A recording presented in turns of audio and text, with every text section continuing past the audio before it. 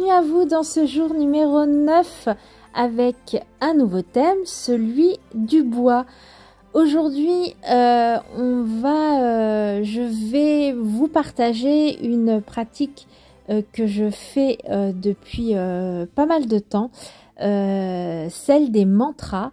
Donc nous allons un tout petit peu sortir du scrap, des confections de cartes et autres, quoique vous êtes en train de me voir faire une carte, tout simplement parce que c'est la carte qui accompagnera ce que je vais créer aujourd'hui en bois. C'est une carte qui expliquera en gros à quoi servira le mala que je vais fabriquer, puisque c'est un mala que je vais faire aujourd'hui.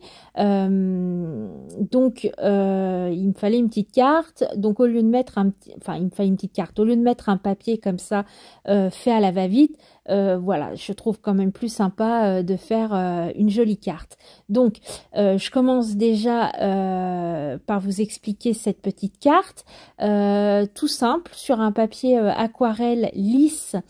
Je suis venue tamponner un tampon de chez la Petite Française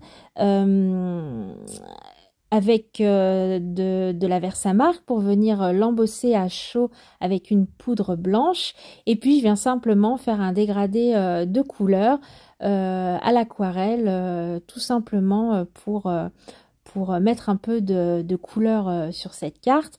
Alors le tampon... Pourquoi j'ai pris un tampon, un papier lisse? Parce que ce tampon, c'est le cas sur plusieurs tampons de cette marque. Il ne tamponne pas vraiment correctement. Donc, j'ai pris un papier lisse pour être sûre d'avoir un maximum de tamponnage. Mais voilà, à utiliser vraiment avec du papier très lisse. Je reviens tamponner le sentiment de ce tampon. Je viens repasser avec un stylo noir parce que, voilà, je vous l'ai dit, ça tamponne pas très bien. Et puis, je viens simplement recoller ça sur ma carte. Je vais venir découper cette partie de carte avec ma guillotine Tim Holtz à bord déchiré. Je vais venir coller ça sur une carte à rabat avec du double face, et je vais écrire donc à l'intérieur l'explication de ce mantra. Alors, vous connaissez peut-être, c'est Émile Coué, un pharmacien qui en 1882 donc s'installe et ouvre sa pharmacie, et très vite il se rend compte que lorsqu'il vend un médicament en disant une petite phrase à un client du genre ce médicament vous aidera certainement beaucoup, eh bien il se rend compte que le client guérit plus vite. Du coup, Monsieur Coué, eh bien, il découvre tout simplement le pouvoir de la suggestion. Du coup, il développe sa méthode de pensée positive pour aider, pour améliorer la vie de tout à chacun, pour essayer de guérir certaines maladies, de renforcer la confiance en soi, et surtout aussi pour lutter contre la douleur. Une phrase que j'aime beaucoup de Monsieur Coué, qui est tirée de son livre La maîtrise de soi-même par l'autosuggestion consciente, est celle-ci. Si, étant malade, nous nous imaginons que la guérison va se produire, celle-ci se produira si elle est possible. Si elle ne l'est pas, nous obtiendrons le maximum d'amélioration qu'il est possible d'obtenir. Je trouve juste que cette phrase résume en fait l'approche et l'envie que Monsieur Coué avait de pouvoir soulager les gens en fait. Vous le savez ou non, je suis moi-même malade, et je me suis rendu compte, alors par moi-même, mais aussi des gens qui m'entourent, que une pensée positive aide plus qu'une pensée négative ou des gens qui sont défaitistes. J'aime à croire que la pensée positive aide à la guérison ou au moins au mieux-être. Donc je pratique moi-même les mantras positifs tous les jours parce que si ça ne nous fait pas de bien, ça ne nous fait pas de mal. Voilà. Donc je suis pour tout ce qui peut me soulager et m'apporter du réconfort au quotidien. Donc ça fait maintenant plusieurs mois que je pratique ce mantra, donc qui est de Monsieur Coué, cette pensée positive, pardon, qui dit tous les jours, à tout point de vue, je vais de mieux en mieux. Donc ça englobe aussi bien la santé physique que la santé mentale, que ce qui peut nous arriver au quotidien. Je vous assure, ça m'a pas apporté de négatif. Donc au contraire, voilà, c'est quelque chose que je pratique chaque jour. Alors c'est un mantra que je me répète 25 fois au lever le matin, 25 fois au coucher le soir à haute voix. Et je me suis moi-même fabriqué un petit mala en perles parce que pour compter 25, en fait, 25 fois, compter sur ses doigts, quand on est pris en fait à, à réciter ses mantras, c'est comme une prière. On est vraiment dans son mantra, dans sa prière, et compter, c'est pas, voilà, c'est pas ce qu'il y a de plus simple. Donc, c'est d'ailleurs l'usage même d'un mala ou d'un collier de prière, c'est de compter son nombre de prières ou son nombre de mantras. Et c'est ce que je suis du coup en train de fabriquer pour Cathy, donc avec des perles en bois que j'ai teintées moi-même. Donc je suis sur un fil coton tout simple, beige, et puis j'enfile mes perles une à une en récitant mon mantra. Entre chaque perle en bois, j'ajoute une petite perle couleur argent. Voilà, c'est des petites perles de récupération. Voilà, ça délimite bien les perles en bois et c'est plus simple, je trouve, pour venir faire glisser les perles entre ses doigts. Normalement, alors je sais pas, je pense que c'est à l'origine, on fait plutôt un nœud entre chaque perle.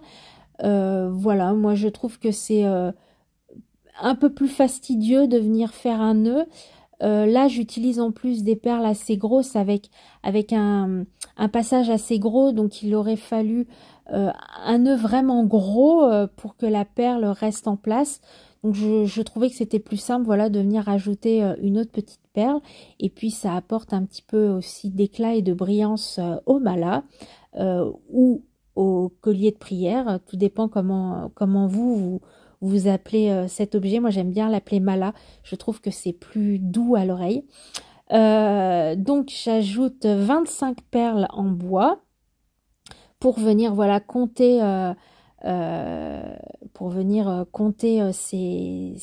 son mantra. Ensuite, je viens fermer une première fois mon mala. Donc là, je regarde que mes perles glissent bien voilà, entre les doigts. C'est parfait. Il ne faut pas que ce soit trop serré non plus. Il ne faut pas que ce soit trop large non plus. Et puis, je vais venir ajouter une petite décoration que j'ai faite en argile autodurcissante et que je suis venue peindre. À l'arrière, je suis venue tamponner une fleur de vie. Si vous me suivez depuis longtemps, vous savez que la fleur de vie est un symbole très important pour moi, un symbole d'activation, un symbole voilà, que j'utilise beaucoup. Et puis je termine avec 5 autres perles ici naturelles en bois également parce que lorsque j'ai fini de répéter 25 fois mon mantra, j'aime bien répéter 5 fois merci derrière, voilà, pour remercier. Ce qui fait en tout 30 mantras ou 30 prières. Ce qui revient au chiffre 3 qui est voilà c'est un chiffre symbolique pour moi, c'est un chiffre qui est important pour moi également. Donc voilà en gros ce que je peux vous dire sur la confection de ce mât-là. Alors, normalement, je tiens à le préciser pour être vraiment claire et honnête avec vous, Émile Coué, donc qui a inventé cette méthode en France, préconise de réciter cette pensée positive 20 fois. Voilà, moi, c'est mes croyances, c'est ma façon de faire, c'est 25 fois, plus 5 fois merci derrière, mais ça, vraiment, c'est propre à moi, en fait. Donc, Cathy se servira de ce mât-là comme bon lui semblera. Voilà, c'était une manière à moi de lui apporter aussi mon soutien dans certaines épreuves qu'elle vit, et puis de lui faire découvrir, pourquoi pas, cette méthode, lui faire découvrir ce pharmacien français également, parce que l'histoire pour moi est quelque chose de très important, j'aime l'histoire. Elle fera ce qu'elle voudra avec ce mât-là, elle pourra s'en servir comme mât ou comme décoration, ou même carrément, si elle le souhaite, le démonter pour faire autre chose avec les perles. Ça, voilà, ça ne me dérangera absolument pas. Une fois qu'elle aura le mât, il sera à elle, elle en fera ce qu'elle en voudra. Voilà, je termine la décoration par une petite pampille que je fais avec une échevette de fil à broder blanc. Je rajoute, ça c'est mon petit plus à moi, du rose fluo avec de la laine, et puis également du fil de coton pour rappeler le fil que j'ai utilisé pour faire l'entièreté du mât, un peu beige. Voilà, j'ai essayé de rester sobre dans les couleurs. Je dis bien essayer. Après, pour certains, ce sera peut-être trop flashy, mais voilà, je voulais quand même quelque chose de gai, parce que la pensée positive, c'est bien, mais la gaieté aussi, c'est quelque chose d'important, surtout quand on est malade et qu'on souffre de douleurs chroniques ou pas. Voilà, dans la vie de tous les jours, être positive et être joyeux, c'est quelque chose d'important pour moi. Donc, j'amène quand même un peu de couleur et de belles ondes avec ce mât-là, je l'espère. Voilà, j'espère en tout cas que cette petite vidéo, ce partage un petit peu plus personnel aujourd'hui, vous aura plu, ou tout du moins inspiré, ou alors même appris des choses, pourquoi pas. J'espère en tout cas que ça plaira à Cathy. Je vous dis à demain, si vous le voulez bien. Si vous aussi vous avez fait une petite création sur le thème du bois, n'hésitez pas à m'envoyer un petit mail avec une photo de ce que vous avez créé, ça m'intéresse vraiment.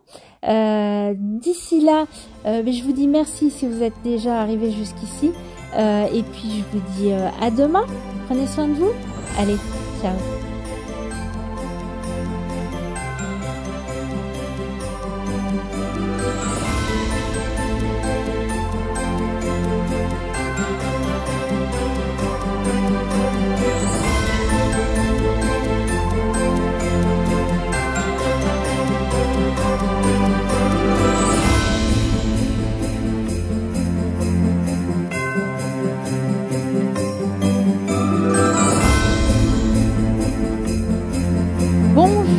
Bienvenue dans ce jour numéro 19 du calendrier de la vidéo. Je suis très heureuse de vous accueillir aujourd'hui pour un nouveau thème.